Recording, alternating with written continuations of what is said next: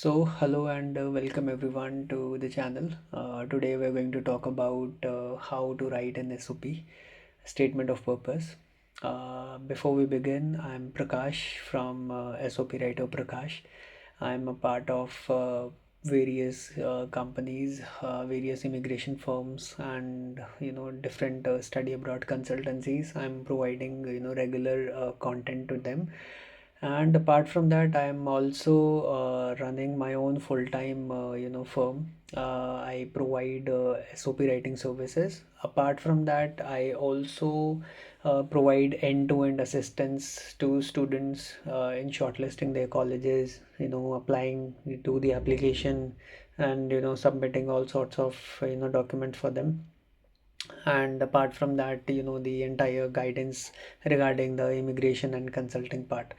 So yeah, before we begin, so here's a bit about me. So I'm Prakash. I have over 8.5 years of experience. I've catered to over 9,000 students and travelers. I've worked on different cases, different profiles, from bachelor's to master's to PhDs. I've also worked on student visa, tourist visas, and SOW, that is spouse open work permits, and a lot of different kinds of cases that I've seen over the years. In my close to 9 years of experience, I've worked on different profiles. Students who had a lot of gaps, you can say, or students who had different setbacks in their profiles. So I've worked on a lot of different profiles, as you can say. And my students have gone to Ivies. They have also gone to some good colleges out there, and plus they have gone out to change their careers, their streams, and a lot of different things like that. So all of this has happened. So if you're interested to get something like that, you can contact me on the given contact details. So yeah, let's get started. So let's head straight to the topic. What exactly you should know before you start writing your SOP. So first things first, the admissions committee doesn't have a lot of time to review your application. Honestly, they hardly take like 8 minutes to decide whether you're eligible for the program or not. While a lot of other universities, high-end universities, they have started deploying different sorts of algorithms in their application process, so that actually clears the queue for a lot of other students. So a lot of the profiles don't even get to the human reviewer, and they get automatically rejected. So you just have 8 minutes to showcase whether you're eligible or not, to be very frank. So take this SOP very carefully, because this is going to make it or break it, honestly. And before you actually start writing, make sure that you have done your own research. Research is really important. You need to research everything about the program, its eligibility, why you're actually doing it, and a lot of different things like that. We may talk about it in the later part of the video. Third, you need to be actually true. You should come out clean, and you should make sure that you're not lying about anything. You are being truthful about whatever information you have fed in the SOP or your application. So make sure you don't have to lie about anything. If you have not done something that is not relatable to the program, that's okay. There are ways to fight it out. But don't lie. Don't say that, okay, I've done this sort of certification, or I've done that sort of course or something, which you have actually not done. So they might question you, or they might give you an unconditional a conditional offer letter, which can be struggle if they ask you to show those kind of certificates or some sort of things like that. Then before you actually start writing, make sure that you have all of your details right in front of you. You should have your well updated CV. You should have all your documents right in front of you. You should be well versed with your profile, what you have done up till the date, so that before you actually write down the content, you know what you have to showcase out there. And lastly, this is also very important, please do not copy paste anything and everything that you see on the internet, be it the university's application portal, or if it is about a sample SOP that you have received from us or from anybody else out there. Or maybe if you're talking to somebody who's already gotten an admission, please don't copy and paste their SOP in your content, because what really happens is that if you copy and paste that, there is a high chance that they might get to know that this content already existed in somebody else's content, and they might blacklist you for that. So, and I mean, that would be the last thing that you would want your application to face. So these were the things that you should know before writing. Now, next thing, how do you actually plan and brainstorm the ideas? Because honestly, most of the students who are going to apply to that particular program, they might be having similar profile as yours. So how do you actually stand out? So first things first, you need to have an answer for anything and everything that you have done. So start off with your research experiences, whatever extracurriculars that you have done. So you need to ask yourself, what are the research projects that you have worked on, or it could be what are the competitions, or quizzes, or different kind of activities that you have actually participated in. What exactly did you learn from those activities? Did you volunteer for something, or did you do something extra during that time?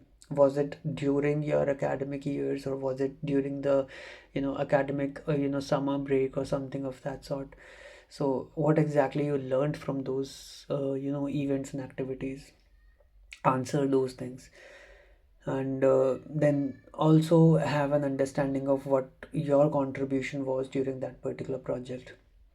Were you a team leader? Were you the principal force behind that particular activity? Or lastly, what was the actual outcome of that activity? Was that a group project? Was that an individual project? Was that your academic project or a personal project? You need to define all these kind of things. You need to have an understanding of what exactly you have done and why you have done it. If you provide this kind of a justification, see, I'm not asking you to provide it in very high depth, but if you provide such kind of details in your SOP, if you have maybe in 1 or 2 lines, that can actually impact and show the admission committees that okay, you have done your research, you understand what is required to be answered in that particular part of your SOP. And then also ensure that you have an answer for anything that you have done in your academic background or your professional background. Did you do or did you take part in certain activities that actually helped you grow in your field, or was it just because you had some time and you wanted to utilize it in some or the other way? So there are different things that you can say, but you need to be well versed with what exactly you have done and why you have done those kind of things. You need to have an understanding of the context before you actually start writing the content. Next up is start writing your very first draft. Do not press the backspace button. Don't do that. Start writing. Don't even think of editing it at the moment. Start writing. Whatever is coming to your mind, just start writing. But there is an approach to it. When you're writing your first draft, make sure that you have the following kind of structure in your writing. Focus on the star methodology that we prefer, and that is something that is psychological in nature, and it has actually helped a lot of students during their application process.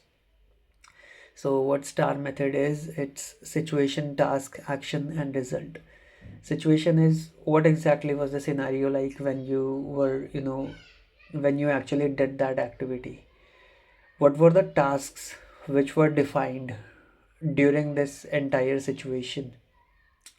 And then comes the action. What were the actionable items that you have done? What was the action that you have taken for that. And then lastly is the result that you have achieved from that activity. If you focus on this and the content in some or the other paragraphs, you can use it in some paragraphs when it's about talking about your background, then it can really help in showcasing you as a um as a very motivated person, as somebody who knows why exactly you have done something and what were the outcomes of that.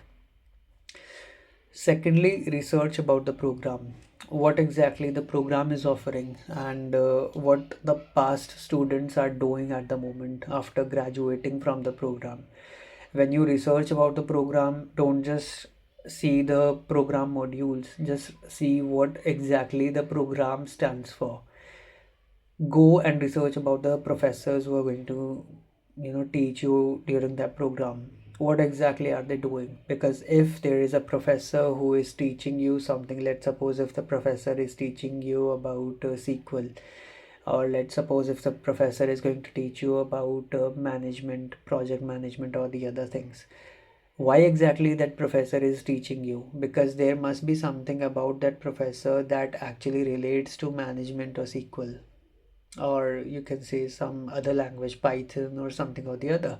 So figure out what exactly the professor is about, what they're researching, what exactly is their background, so that you have an understanding that okay, this person is going to teach me, so what can I expect out of that? Are my goals getting fulfilled with what the professor might teach me over the years?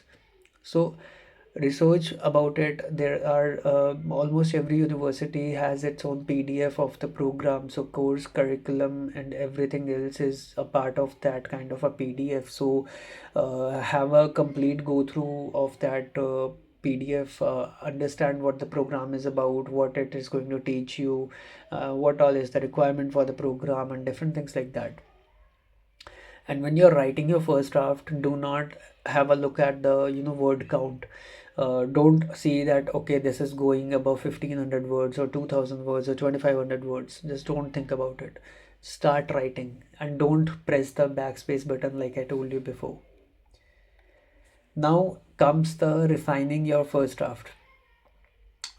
Start off by eliminating the most repetitive and redundant information. Look at what all are the things that you have already spoken in the first paragraph or the second or the third. Eliminate those kind of things. Eliminate especially from those places where you feel that this, part was not necessary. Let's suppose in the first paragraph or maybe in the conclusion paragraph. So have a look at that. Eliminate those kind of details from those places where it is not required or where it is not mandatory. Do that. Uh, Also, if you have Grammarly, if you have a Grammarly premium account, it's good. If you don't, then you can simply use Grammarly's website, free plan. You can use that. It's also good, I guess. You can use that Grammarly, refine your grammar mistakes, whatever you have done.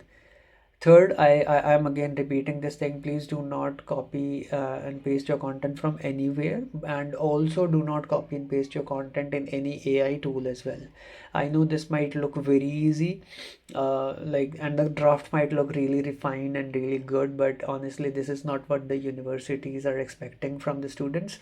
So you need to stop using AI tools for writing down your SOPs. Lastly, follow the final structure that we recommend. It has helped a lot of students because it just works for a lot of them. If your university has given any sort of structure or any sort of guidelines, then you should be following that. But if there are no guidelines or no structure as available, then you can follow this one. First is start with an introduction, then go with your academic and professional background, and then why that particular course, and start and then end with the goals paragraph. For the introduction, you can talk about the recent happenings in the industry, or why exactly you think you're interested in that particular program. So these kind of things can really work for the introduction. Then the academic background, whatever you've studied over the years, and all these kind of details, your projects and all those come in the academic background. And professional background consists of your whatever internships or jobs that you have done and why you have done those. So those kind of details you can mention that. Then your why this particular program, as you must have researched about the program, what it is offering, and all those kind of details, you can mention those kind of details in this paragraph.